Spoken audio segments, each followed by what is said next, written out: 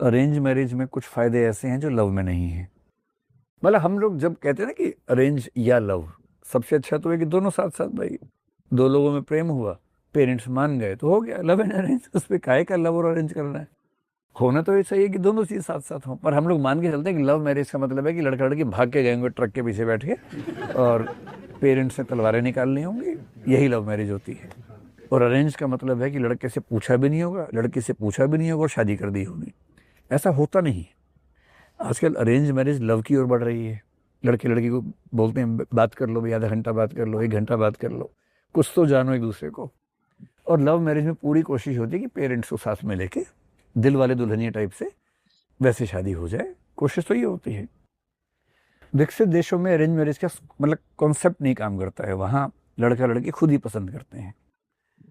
ये वहाँ अगर आप बोलेंगे कि मेरे फूफा जी ने पसंद की मेरी लड़की, तो वो लोग हंस के मर जाएंगे, समझ ही नहीं पाएंगे क्या हुआ है।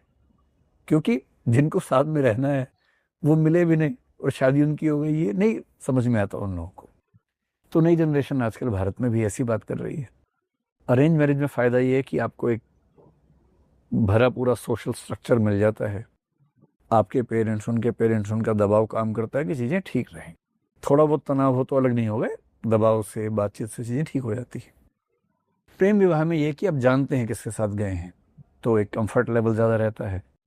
विफल दोनों होते हैं, खूब होते हैं। अरेंज मैरिज की नहीं चल पाया, नहीं सहमति बन गई। अरेंज मैरिज में ये ज़रूर है कि तलाक कम, मतलब मेरे पास डेटा नहीं है पर मैं मान के चलो कि तलाक कम होते होंगे।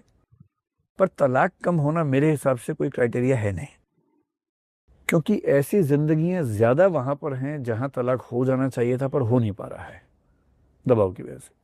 उस लाइफ को मैं तो लाइफ नहीं मान रहा हूँ। अगर आप उसको बहुत अच्छी ज़िंदगी मान रहे हैं, अगर ये सर्टिफिकेट है कि देखो ज़िंदगी गुजार ली साथ में, तो फिर तो बात अलग है।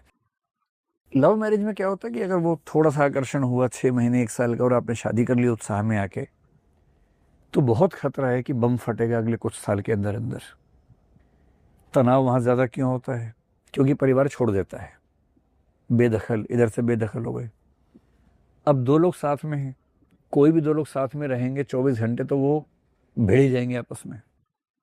पहले क्या था कि 2-3 भाई बहन थे, उनसे बात हो गई, पेरेंट्स से बात हो गई, इधर बात हुई उधर बात हुई, अब वो सब हट गए। इन दो लोगों पर इमोशनल ओवरलोड इतना ज़्यादा है कि सामान्य स्थितियों में अच्छी शादी चलनी भी होती तो अब नहीं चलेगी, क्योंकि उनके पास कोई है ही नहीं अपनी बात रखने के लिए। इतना अकेलापन हो जाता है। इससे प्रेम विवाह ज़्यादा अच्छे वही चलते हैं जहाँ परिवार साथ में होता है। जहाँ परिवार से झगड़ के होगी शादी, वहाँ खतरा ज़्यादा है कि नहीं चल पाएगा, क्योंकि इमोशनल ओवरलोड हो जाएगा। फिर दोनों लोग पढ़े लिखे होते हैं आमतौर पे दोनों नौकरी भी कर रहे हैं, स्वतंत्र हैं, जिम्मेदारियां अपनी निभा सकते हैं, फाइनेंशियली इंडिपेंडेंट हैं। जब दो स्वतंत्र और जिंदा लोग साथ में जुड़ते हैं तो कोई दबाव ज़्यादा मानने के मूड में होता नहीं है। कानून भी पता होता है, अपने अधिकार भी पता है। तो ऐसे दो लोग जो बराबर हैं, अधिकार पता है, अपना खर्चा उठा सकते हैं, किसी की धौंस क्यों सहेंगे? पेरेंट्स पहले ही दूर हो गए हैं, तो बहुत खतरा है कि साथ में नहीं चल पाएंगे। तो सबसे अच्छा ये है कि जिन दो लोगों में बहुत लंबा संबंध हो, 2 4 5 साल से जानते हों, ठहरा हुआ संबंध हो, उछलने कूदने वाला संबंध नहीं, ठहरा हुआ संबंध हो सके तो पेरेंट्स की सहमति के साथ, मेरे ख्याल से वो विवाह सबसे अच्छा है। और अरेंज मैरिज जिसमें आप कहीं मिले ही नहीं है, वो तो एक मतलब गीटा से लूडो खेलने वाला मामला है कि 6 भी आ सकता है, 1 भी आ सकता है, चांस की बात है। 6 आ गया तो आप कहेंगे वाह क्या बात है, 1 आ गया तो आप चुप रहेंगे और क्या करेंगे, क्योंकि बहुत बोलने का स्कोप तो वहाँ पर है नहीं, चुपचाप झेल लेना पड़ता है फिर तो। और जब आप किससे पहले मिलते हैं तो 6 देख के ही मिलते हैं तो फिर वहाँ अगर बाकी चीज़ें ठीक हों तो बेहतर रहता है कि परिचय के बाद प्रेम हो, प्रेम के बाद विवाह हो। ये मान लेना कि विवाह के बाद प्रेम हो ही जाएगा, ऐसा नहीं होता है, ज़रूरी नहीं है। कई बार नफरत हो जाती है, और बहुत सारे ऐसे पति पत्नी हैं जो नफरत के साथ जी रहे हैं और जीते रहेंगे लंबे समय तक, क्योंकि उनके पास स्कोप नहीं है अलग होने का। और ये एक स्वस्थ समाज का लक्षण नहीं है। ठीक है।